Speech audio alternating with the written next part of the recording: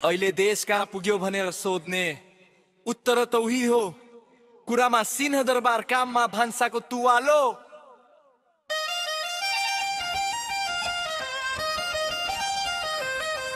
कुरा गर्छन् विकासको, हातमा खाता छ बासको।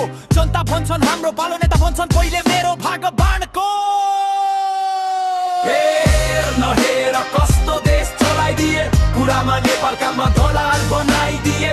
हातमा झोला भित्र खाली फाइल, काला कटुकले देशको बत्ती नै गाइदिए।